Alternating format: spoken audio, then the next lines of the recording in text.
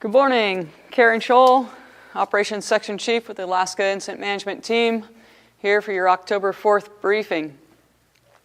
We'll start over on the east side. We talked about this a little bit yesterday, that we had gotten some spots. It had come out of Texas Chaw Creek, and that was well below where we had been doing some burning. We've been trying to keep it, stay steady with it, but it was really far down below where we could access. And so it did come up through the creek and spotted over the 35 road. Tried to get a few firefighters in there, and it's just really inaccessible, rugged terrain. So that spot grew to approximately 600 acres yesterday, and it kept moving a little bit overnight. So it is near the Round Mountain, just to the north and west of Round Mountain, and we're just unable to get in there. We were also unable to fly aircraft yesterday, so that really hampered our ability to do much in there.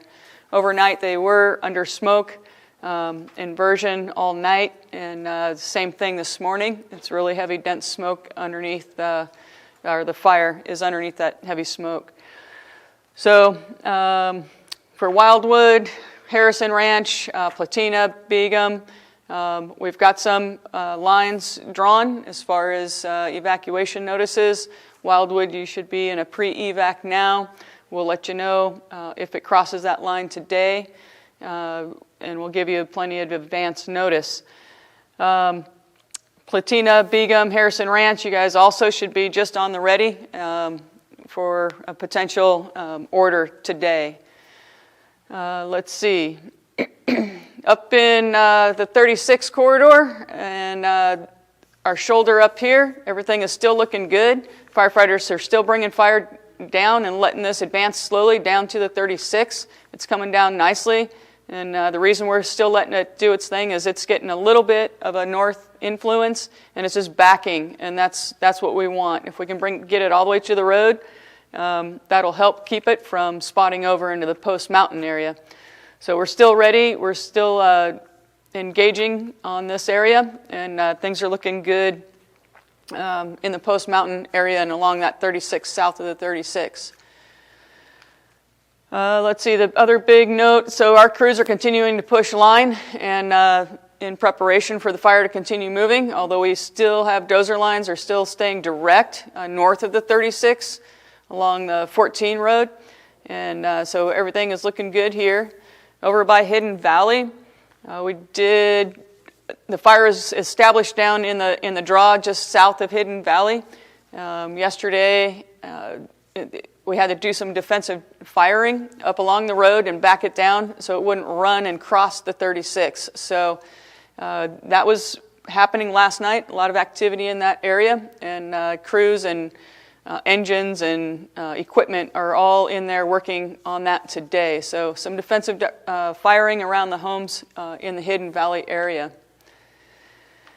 Over last night in the Ruth Valley and Hettenshaw, crews were out and about continuing to mop up and secure structures. They're also looking at the Ruth Lake East area.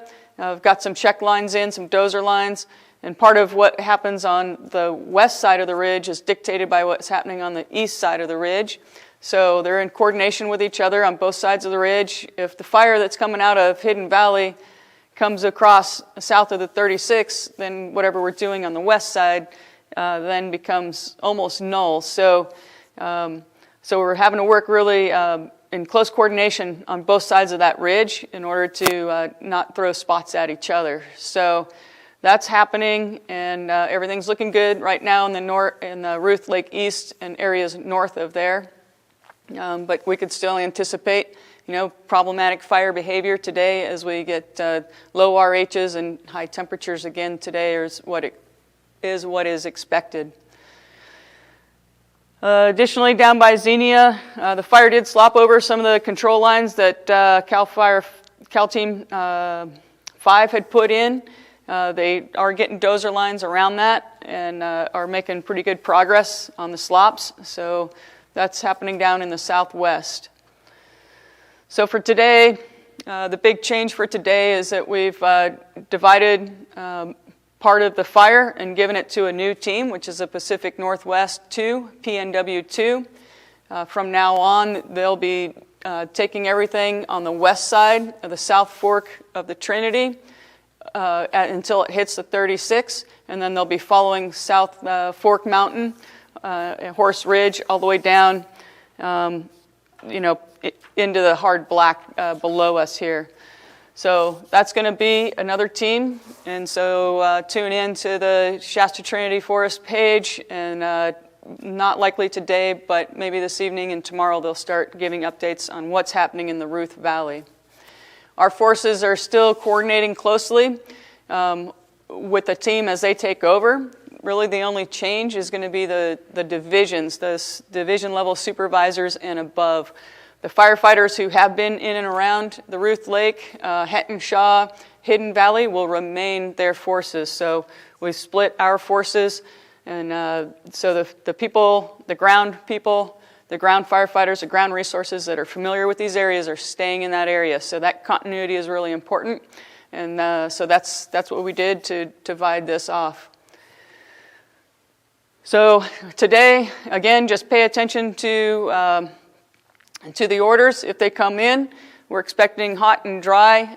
The cap is supposed to stay on, potentially a little bit of northwesterly clearing, but really light and variable, and it might not be enough wind to actually push anything out. Although we were getting a little bit of reports that the upper northwest area is starting to clear a little bit.